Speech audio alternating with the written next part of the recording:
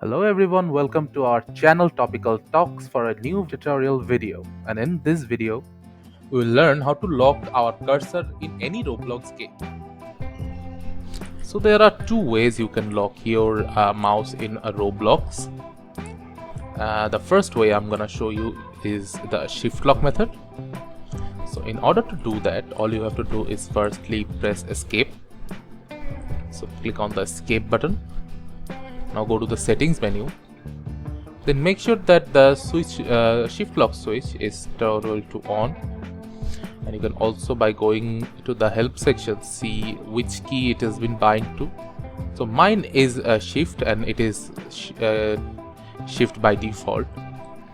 So after checking that, if you click on the shift button, your cursor will be locked at the center of your screen and your character will move according to this crosshair.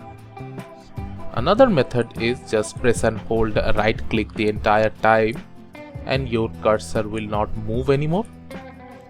So both ways work, but in some games the developers just disable shift lock key. So you'll have to use this right click method instead in those games. So that's how you can lock your cursor in Roblox. Thank you again for watching the video. Make sure to like this video and subscribe to our channel, and see you in the next video.